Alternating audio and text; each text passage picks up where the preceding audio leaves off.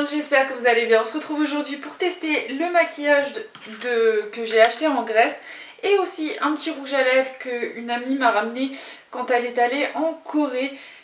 L'année prochaine je vais en Corée aussi, donc on testera le maquillage de Corée, mais pour le moment c'est pas le but de cette vidéo.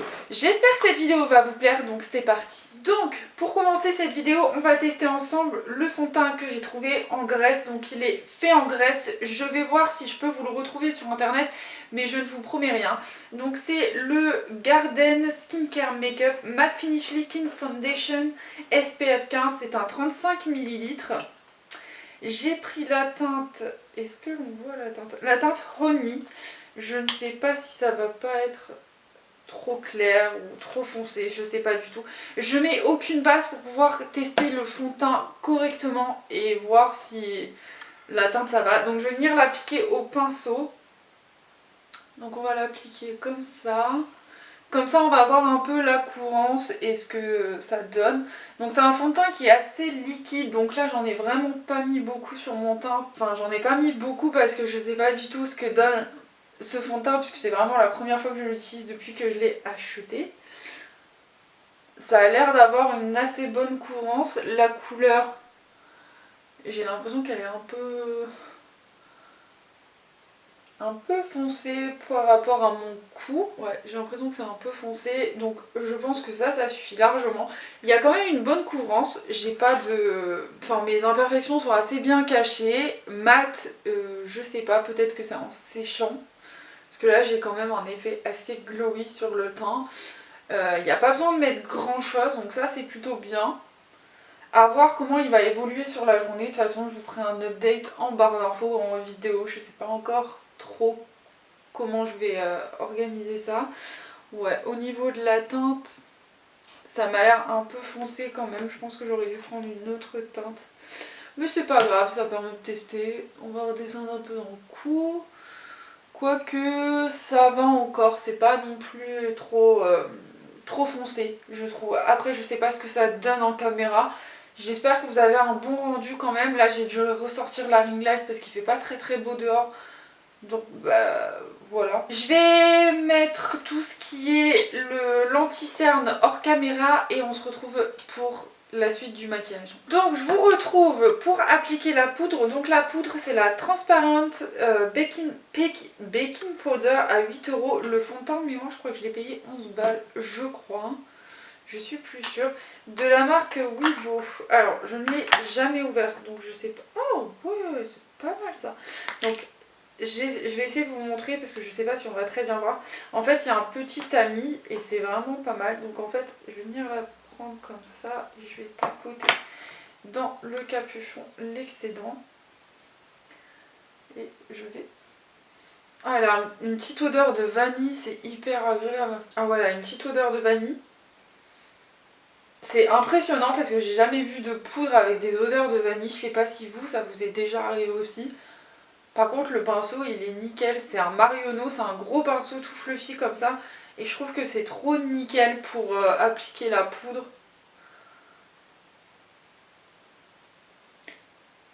Je vais essayer d'en mettre partout parce que j'ai une tendance peau qui est assez grasse sur la zone T. Donc moi je vais pas l'utiliser en tant que poudre de baking parce que c'est vraiment une poudre de baking. Mais je vais juste l'utiliser pour poudrer mon teint. Je trouve que la quantité que j'ai prise c'est suffisant pour tout mon teint. Franchement j'ai un joli teint. Je sais pas si ça a un effet sur les pores. Ouais, je vais prendre un petit miroir comme ça, je vais vérifier ça. Franchement j'ai une jolie peau. Je sais pas si c'est le fond de teint ou la poudre qui fait ça, mais franchement j'aime beaucoup. Donc je vais mettre mon blush et highlighter hors caméra et je vous retrouve juste ensuite pour tester la palette. Donc j'ai regardé à la lumière du jour, le fond de teint est beaucoup trop foncé pour ma carnation, surtout avec mon cou qui est vachement blanc, donc je pense que je ne le réutiliserai pas. C'est vraiment vachement dommage parce que il a l'air quand même assez bien, mais beaucoup trop foncé pour ma carnation. Donc pour la palette c'est celle-ci que j'ai trouvée, donc c'est la marque Elixir, donc c'est Life is a Party. Donc c'est une petite palette comme ceci dans les teintes marron clair avec un petit miroir, parce que je trouve ça sympathique. Je vais faire un petit maquillage très simple, très passe-partout.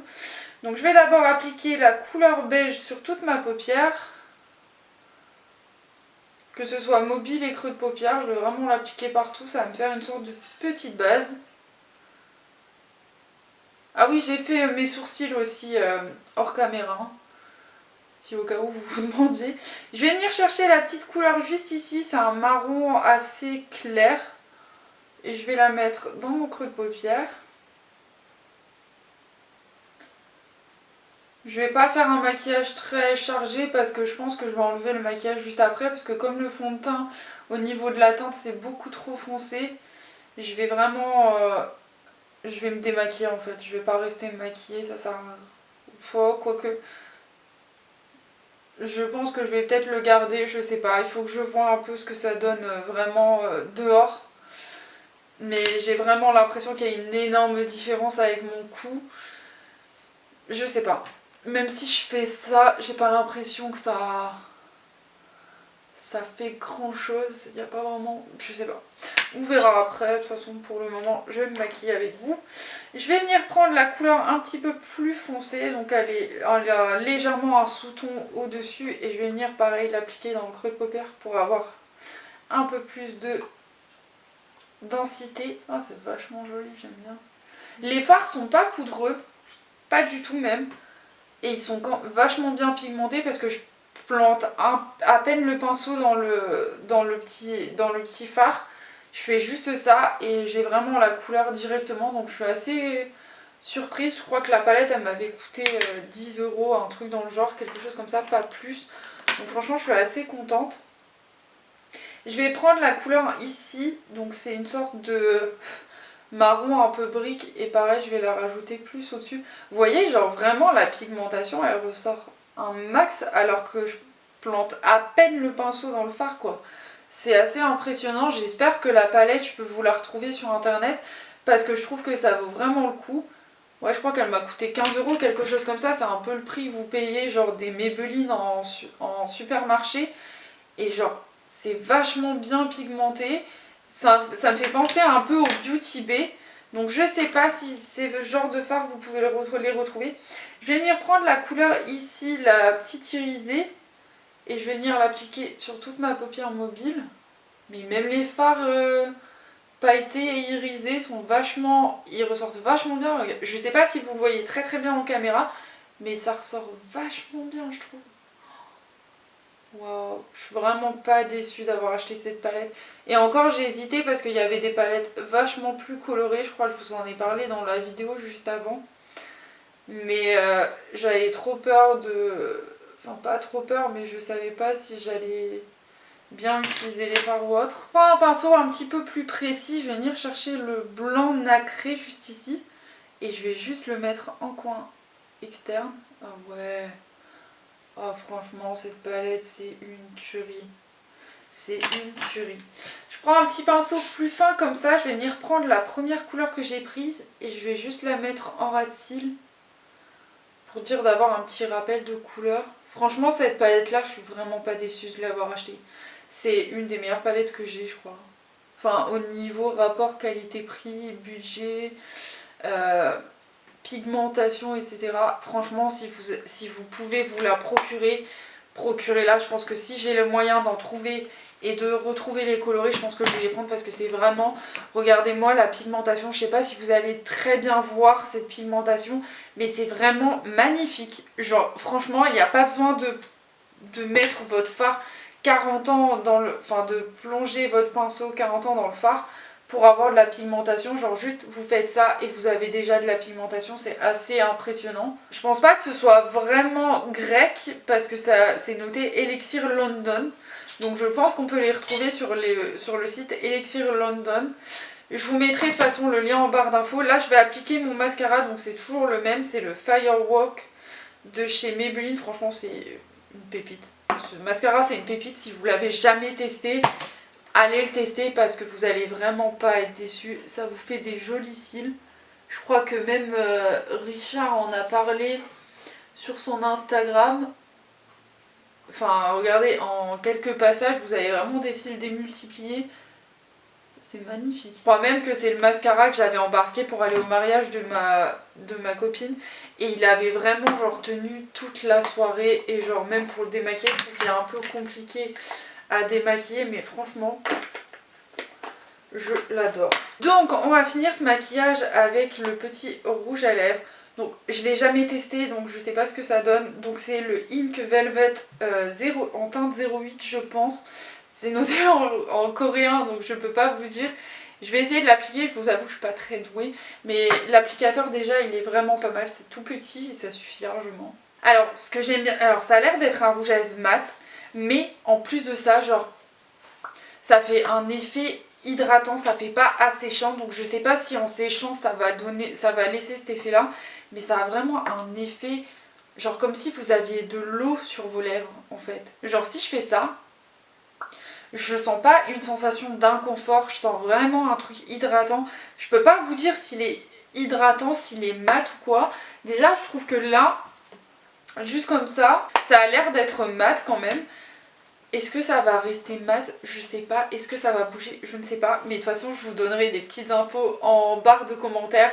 Ou je sais pas, franchement, je verrai pour vous donner des informations sur la tenue du rouge à lèvres, sur la tenue du fond de teint, des fards. Parce que du coup, j'ai utilisé aucune base à paupières pour vous donner un avis concret. Et sur la poudre, bien sûr.